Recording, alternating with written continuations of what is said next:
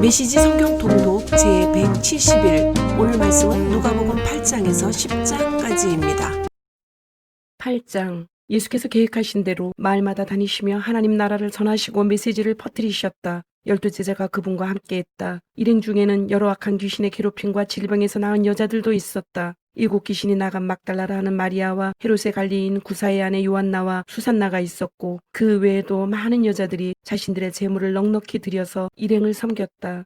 씨 뿌리는 농부 이야기. 그들이 이 마을 저 마을을 다니는데 많은 사람들이 합류해서 함께 다녔다. 예수께서 그들에게 이 이야기로 말씀하셨다. 농부가 밖에 나가서 씨를 뿌렸다. 더러는 길 위에 떨어져서 발에 밟히고 새들이 먹어버렸다. 다른 씨는 자갈밭에 떨어져서 싹이 났으나 뿌리가 튼튼하지 못해 이내 시들어버렸다. 다른 씨는 잡초밭에 떨어져서 씨와 함께 잡초가 자라 싹을 짓눌러버렸다. 다른 씨는 비옥한 땅에 떨어져서 풍작을 이루었다. 너희는 듣고 있느냐? 정말로 듣고 있느냐? 제자들이 물었다. 왜 이 이야기를 말씀해 주셨습니까? 예수께서 말씀하셨다. 너희에게는 하나님 나라를 아는 깨달음이 주어졌다. 너희는 하나님 나라가 어떻게 되어가는지 안다. 다른 사람들에게는 이 이야기가 필요하다. 그러나 그들 가운데 일부는 이야기를 듣고도 깨닫지 못할 것이다. 그들은 눈을 떴으나 하나도 보지 못하고 귀가 열렸으나 하나도 듣지 못한다. 이 이야기는 그런 사람들 가운데 일부에 관한 것이다. 씨는 하나님의 말씀이다. 길 위에 떨어진 씨는 말씀을 듣지만 듣자마자 마귀가 그 말씀을 낚아채 가서 믿어 구원을 얻지 못하는 사람이다. 자갈밭에 떨어진 씨는 열성적으로 듣지만 그 열성에 깊이가 없는 사람이다. 그 열성은 또 한 번의 유행일 뿐 어려움이 닥치는 순간에 사라져버린다. 잡초밭에 떨어진 씨는 말씀을 듣지만 세상 사는 일로 내일을 염려하면서 돈 벌고 즐기느라 씨가 자리 잡지 못해 아무 소득이 없는 사람이다. 그러나 좋은 땅에 떨어진 씨는 무슨 일이 있어도 말씀을 붙잡고 견디면서 추수 때까지 변치 않는 선한 마음을 가진 사람이다.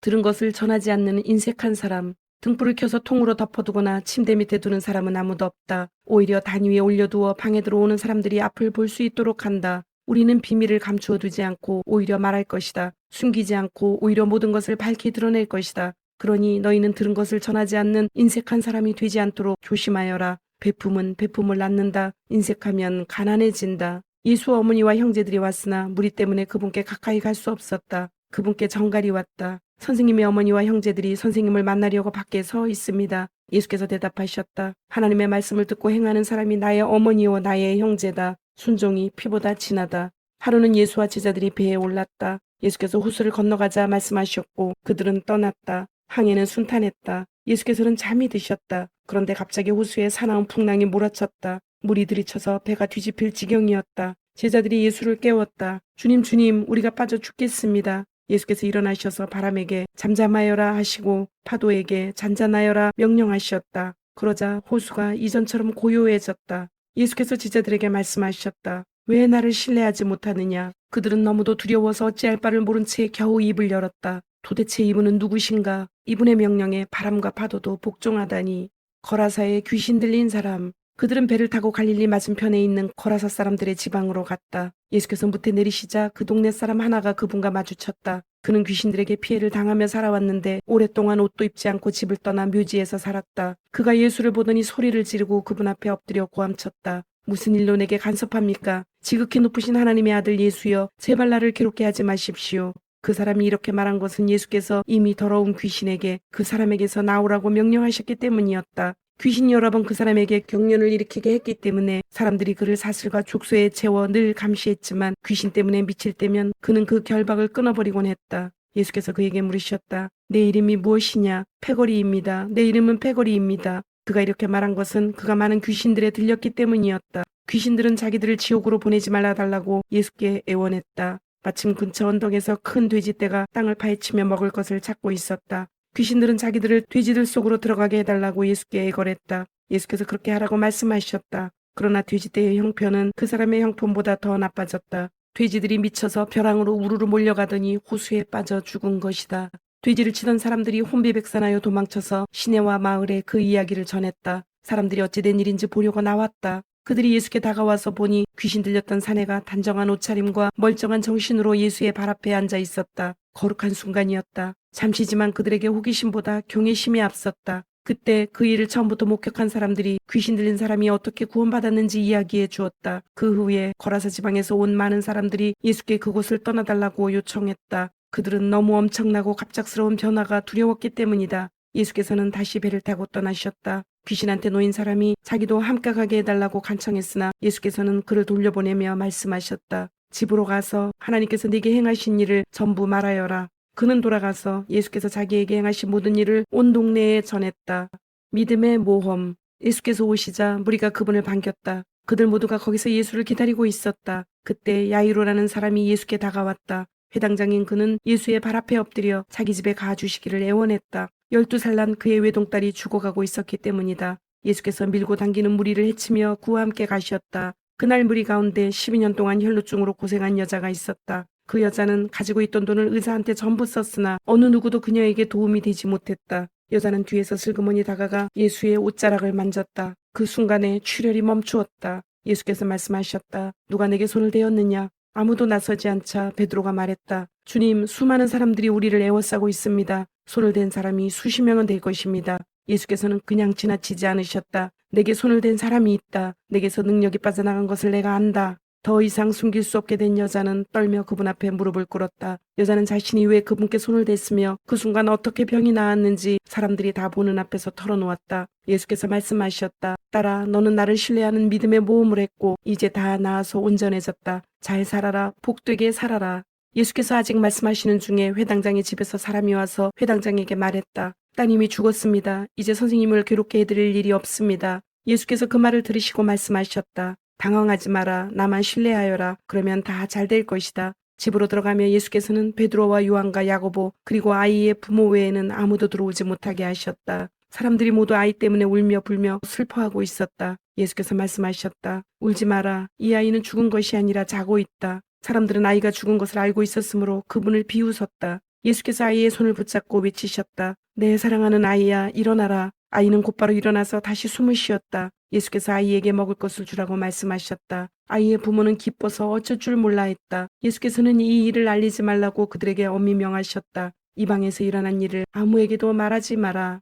9장 12제자를 파송하시다. 예수께서 12제자를 부르셔서 그들에게 모든 귀신을 다루고 병을 고치는 권세와 능력을 주셨다. 예수께서 하나님 나라의 소식을 전하고 병자를 고치는 일을 제자들에게 맡기셨다. 예수께서 말씀하셨다. 잔뜩 준비하지 마라. 간소하게 하여라. 너희 자신을 준비하여라. 고급 여간도 안 된다. 적당한 곳을 찾아가 떠날 때까지 그곳으로 만족하여라. 사람들이 너희를 맞아들이지 않거든 그 마을을 떠나거라. 소란 피울 것 없다. 무시해버리고 너희의 길을 가면 된다. 제자들은 위임을 받고서 길을 나섰다. 그들은 이 마을 저 마을로 다니면서 하나님의 최신 소식 곧 메시지를 전했고 가는 곳마다 사람들을 고쳐주었다. 통치자 헤롯은 이런 일들이 진행된다는 이야기를 듣고서 어떻게 받아들여야 할지 몰랐다. 요한이 죽은 자들 가운데서 살아났다고 말하는 사람들도 있고 엘리야가 나타났다고 말하는 사람들도 있고 또 옛 예언자가 출현했다고 말하는 사람들도 있었다.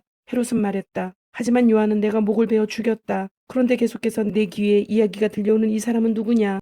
궁금한 마음에 헤롯은 예수가 활동하는 모습을 볼 기회를 노렸다. 사도들이 돌아와서 자기가 한 일을 보고했다. 예수께서는 그들만 따로 데리고 베세다라고 하는 마을 근처로 가셨다. 그러나 무리가 눈치를 채고 따라왔다. 예수께서는 그들을 너그럽게 맞아주셨고 하나님 나라에 대해 말씀해 주셨다. 또한 치유가 필요한 사람들을 고쳐주셨다.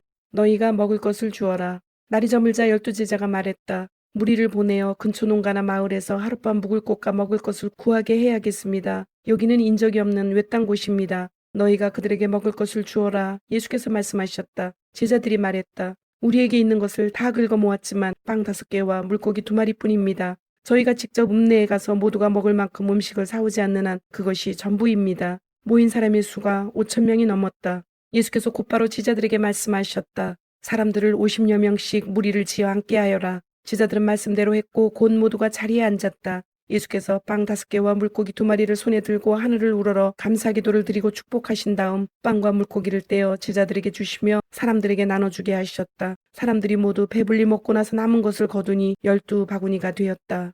주님은 메시아이십니다. 한 번은 예수께서 따로 떨어져서 홀로 기도하시는데 제자들이 가까이에 있었다. 예수께서 물으셨다. 무리가 나에 대해 뭐라고 말하더냐? 나를 누구라고 하더냐? 제자들이 말했다. 세례자 요한이라고 합니다. 엘리야라고 하는 사람들도 있고 옛 예언자 가운데 한 사람이 돌아왔다고 하는 사람들도 있습니다. 그러자 예수께서 물으셨다. 그러면 너희는 나를 누구라고 말하겠느냐? 내가 누구냐? 베드로가 대답했다. 하나님의 메시아이십니다. 그러자 예수께서 그것을 비밀로 하라고 제자들에게 경계하셨다. 베드로가 한 말을 아무에게도 이야기하지 말라고 말씀하셨다. 예수께서 계속해서 말씀하셨다. 이제부터 인자는 처참한 고난을 받고 종교 지도자와 대제사장과 종교학자들에게 재판에서 유죄를 선고받아 죽임을 당하고 사흘째 되는 날에 다시 살아나야 한다. 이어서 예수께서 그들에게 예상되는 일을 말씀해 주셨다. 누구든지 나와 함께 가려면 내가 가는 길을 따라야 한다. 결정은 내가 한다. 너희가 하는 것이 아니다. 고난을 피해 달아나지 말고 오히려 고난을 끌어안아라. 나를 따라오너라. 그러면 내가 방법을 일러주겠다. 자기 스스로 세우려는 노력에는 아무 희망이 없다. 자기를 희생하는 것이야말로 너희 자신 곧 너희의 참된 자아를 찾는 길이며 나의 길이다. 원하는 것을 다 얻고도 참된 자기 자신을 잃으면 무슨 유익이 있겠느냐. 너희 가운데 누구든지 나와 너희를 인도하는 내 방식을 부끄러워하면 인자도 모든 영광에 쌓여 아버지와 거룩한 천사들과 함께 올 때 그를 더 부끄럽게 여길 줄로 알아라. 이것은 믿을 수 없는 훗날의 이야기가 아니다. 잘 알아두어라. 여기 서 있는 사람들 가운데 그런 일이 일어나는 것을 볼 사람들도 있다. 그들은 자기 눈으로 하나님 나라를 볼 것이다. 영광 가운데 계신 예수. 그 말씀을 하시고 여드레쯤 지나서 예수께서 베드로와 요한과 야고보를 데리고 기도하러 산에 올라가셨다. 기도하는 중에 그분의 얼굴 모습이 변하고 그분의 옷이 눈부시게 하여졌다. 동시에 두 사람이 거기서 예수와 이야기하고 있었다. 알고 보니 그들은 모세와 엘리야였다. 그들의 모습이 몹시 영광스러웠다. 그들은 예수께서 예루살렘에서 이루실 일, 곧 그분의 떠나심에 대해 이야기를 나누었다. 한편 베드로와 그 일행은 잠에 취해 있었다. 그들이 깨어 눈을 비비며 보니 예수께서 영광 가운데 계시고 그 곁에 두 사람이 서 있는 것이 보였다. 모세와 엘리야가 떠난 뒤에 베드로가 예수께 말했다. 주님, 지금은 중대한 순간입니다. 기념비 셋을 세우는 것이 어떻겠습니까? 하나는 주님을 위해, 하나는 모세를 위해, 하나는 엘리야를 위해서 말입니다. 이것은 베드로가 무심코 내뱉은 말이었다. 베드로가 이렇게 말을 하고 있는데 빛처럼 환한 구름이 그들을 덮었다. 구름 속에 묻히자 그들은 하나님을 깊이 느끼게 되었다. 그때 구름 속에서 한 음성이 들려왔다. 이는 내 아들, 내가 택한 자다. 그의 말을 들어라. 그 음성이 사라지자 그곳에 예수만 홀로 계셨다. 그들은 한동안 할 말을 잃은 채로 있었다. 그들은 자기들이 본 것을 그때에는 아무에게도 말하지 않았다. 이튿날 그들이 산에서 내려오니 큰 무리가 그들을 맞이했다. 무리 가운데 한 사람이 외쳤다. 부탁입니다, 선생님. 제 아들 좀 봐주십시오. 하나뿐인 제 자식입니다. 귀신이 아이를 사로잡을 때마다 아이는 갑자기 비명을 지르고 경련을 일으키며 입에 거품을 뭅니다. 귀신은 아이를 때려서 검푸른 멍이 들게 해놓고서야 떠납니다. 제가 아이를 구해달라고 선생님의 제자들에게 부탁했으나 그들은 하지 못했습니다. 예수께서 말씀하셨다. 하나님도 모르고 삶의 중심도 없는 세대여. 내가 같은 말을 몇 번이나 해야 하느냐. 얼마나 더 참아야 하느냐. 내 아들을 이리 데려오너라. 아이가 나오자 귀신은 아이를 바닥에 내동댕이 치고 경련을 일으키게 했다. 예수께서 더러운 귀신에게 나가라고 명하시고 아이를 고쳐서 그 아버지에게 돌려주셨다. 사람들이 모두 고개를 끄덕이며 하나님의 위대하심과 그분의 크신 위엄에 놀라워했다. 내 본분은 삶이지 죽음이 아니다.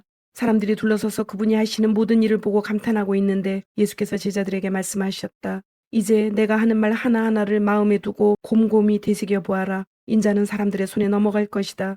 제자들은 예수께서 하시는 말씀을 알아듣지 못했다. 마치 예수께서 외국어로 말씀하셔서 그들이 전혀 감을 잡지 못하는 것 같았다. 당황한 그들은 그 말씀이 무슨 뜻인지 예수께 묻지도 못했다. 제자들은 그들 가운데 누가 가장 유명해질지 말다툼을 벌이기 시작했다. 예수께서 그것이 그들에게 아주 중요한 문제인 것을 아시고 어린아이 하나를 곁으로 데려와 말씀하셨다. 누구든지 이 아이를 나로 여기고 받아들이는 사람은 곧 나를 받아들이는 것이다. 또한 누구든지 나를 받아들이는 사람은 나를 보내신 분을 받아들이는 것이다. 이와 같이 내세울 때가 아니라 받아들일 때 큰 사람이 된다. 중요한 것은 눈에 보이는 크기가 아니라 너희의 영이다. 요한이 당당히 말했다. 주님, 어떤 사람이 주님 이름으로 귀신을 쫓아내는 것을 보고 우리가 막았습니다. 그는 우리에게 속한 사람이 아니어서 그렇게 했습니다. 예수께서 말씀하셨다. 그를 막지 마라. 그가 적이 아니라면 곧 우리 편이다. 승천하실 때가 가까워오자 예수께서 마음을 단단히 먹고 용기를 내어 예루살렘을 향해 길을 떠나셨다. 예수께서 심부름꾼들을 앞서 보내셨다. 그들은 그분을 맞을 곳을 준비하려고 사마리아의 어느 마을로 가셨다. 그러나 그분의 행선지가 예루살렘이라는 것을 안 사마리아 사람들은 그분을 맞아들이지 않았다. 제자인 야고보와 요한이 그 이야기를 듣고 말했다. 주님, 우리가 하늘에서 번갯불을 내려오게 해서 저들을 태워버릴까요? 예수께서 그들을 꾸짖으셨다. 옳지 않다. 그들은 다른 마을로 발걸음을 옮겼다. 길을 가고 있는데 어떤 사람이 자기도 함께 가도 되는지 물었다. 그는 어디든지 주님과 함께 가겠습니다 하고 말했다. 예수께서 잘라 말씀하셨다. 고생할 각오가 되어 있느냐? 너도 알다시피 우리가 묵는 곳은 인류 호텔이 아니다. 예수께서 또 다른 사람에게 말씀하셨다. 나를 따라오너라. 그가 말했다. 그렇게 하겠습니다. 하지만 며칠 말미를 주십시오. 아버지 장례 준비를 해야 합니다. 예수께서 거절하셨다. 중요한 일이 먼저다. 내 본분은 삶이지 죽음이 아니다. 삶은 긴박하다. 하나님 나라를 알려라. 그때 또 다른 사람이 말했다. 주님, 저는 주님을 따라갈 준비가 되었습니다. 하지만 먼저 집에 정리할 일이 있으니 허락해 주십시오. 예수께서 말씀하셨다. 머뭇거리지 마라. 뒤돌아보지도 마라. 하나님 나라를 내일로 미룰 수는 없다. 오늘 기회를 잡아라. 10장 이리떼 가운데 있는 어린 양. 그 후에 예수께서 70명을 뽑으시고 앞으로 그분이 가시려는 모든 성읍과 지역으로 그들을 둘씩 짝지어 보내셨다. 예수께서 그들에게 당부하셨다. 추수할 것이 이토록 많은데 추수할 일손은 얼마나 적은가. 그러니 추수할 일손을 보내달라고 추수의 하나님께 무릎 꿇고 기도하여라. 가거라. 그러나 조심하여라. 이것은 위험한 일이다. 너희는 이리떼 가운데 있는 어린 양들 같다. 짐을 가볍게 하고 다녀라. 빗과 치솔이면 된다. 그 이상은 필요 없다. 길에서 만나는 모든 사람과 노닥거리거나 잡담하지 마라. 어느 집에 들어가든지 그 가족에게 평화를 빕니다 하고 인사하여라. 그들이 너희의 인사를 받아들이면 그곳에 머물러도 좋다. 그러나 받아들이지 않거든 인사를 거두고 나오너라. 억지로 하지 마라. 한 집에 머물면서 거기서 주는 음식을 먹어라. 일꾼이 든든한 새끼 식사를 하는 것이 마땅하다. 동네에서 음식 솜씨가 좋은 사람을 찾아서 이 집 저 집 옮겨 다니지 마라. 어느 성읍에 들어갔는데 너희를 받아들이거든 그들이 차려주는 것을 먹고 병든 사람은 누구나 고쳐주며 하나님 나라가 바로 너희 문 앞에 있다고 말하여라. 어느 성읍에 들어갔는데 너희를 받아들이지 않거든 거리로 나가서 이렇게 말하여라. 우리가 너희한테서 얻은 것이라고는 우리 발의 먼지뿐이다. 이제 그것마저 돌려주겠다. 너희는 하나님 나라가 바로 문 앞에 있었다는 것을 알고 있느냐? 심판날에 차라리 소돔이 너희를 거부한 성읍보다 나을 것이다. 고라시나 화가 있을 것이다. 베세다야 화가 있을 것이다. 너희에게 주어진 기회의 절반만 두로와 시돈에게 주어졌어도 그들은 오래전에 무릎 꿇고 회개하며 자비를 구했을 것이다. 심판날에 두로와 시돈이 너희보다 견디기 쉬울 것이다. 가버나움아, 내가 하늘까지 높아질 것 같으냐? 다시 생각하여라. 너는 지옥으로 굴러떨어질 것이다. 너희 말을 듣는 사람은 곧 내 말을 듣는 것이다. 너희를 거부하는 사람은 곧 나를 거부하는 것이다. 그리고 나를 거부하는 것은 나를 보내신 하나님을 거부하는 것이나 마찬가지다. 70명이 의기양양해서 돌아왔다. 주님, 귀신들조차 주님의 명령대로 따랐습니다. 예수께서 말씀하셨다. 나도 안다. 사탄이 하늘에서 번갯불처럼 떨어지는 것을 내가 보았다. 내가 너희에게 무엇을 주었는지 알겠느냐? 너희는 뱀과 정갈을 밟고 걸어도 무사히 지날 것이며 원수의 공격에도 보호받을 것이다. 아무도 너희를 건드릴 자가 없을 것이다. 그러나 위대한 승리는 악을 다스리는 너희의 권세에 있지 아니하고 너희를 다스리시는 하나님의 권세와 너희와 함께 하시는 그분의 임재에 있다. 너희가 하나님을 위해 하는 일이 아니라 하나님께서 너희를 위해 하시는 일, 바로 그것이 너희가 기뻐해야 할 제목이다. 그때 예수께서 성령으로 한없이 기뻐하셨다. 하늘과 땅의 주인이신 아버지, 이것을 다 아는 체 아는 사람들에게 숨기시고 천진난만한 초보자들에게 보여주시니 감사합니다. 그렇습니다, 아버지. 아버지께서는 이렇게 하기를 기뻐하셨습니다. 나는 아버지에게서 이 모든 것을 받았습니다. 오직 아버지만이 아들이 누구이신지 아시며 오직 아들만이 아버지가 누구이신지 압니다. 이들은 자기가 원하는 사람 누구에게나 아버지를 소개할 수 있습니다. 그러고 나서 예수께서 제자들에게 따로 은밀히 말씀하셨다. 너희가 지금 보고 있는 것을 보는 눈은 복이 있다. 많은 예언자와 왕들이 너희가 지금 보는 것을 보고 너희가 지금 듣는 것을 들을 수만 있었다면 자신의 오른팔이라도 내어놓았을 것이다. 하지만 그들은 희미하게라도 보지 못했고 속삭이는 소리조차 듣지 못했다.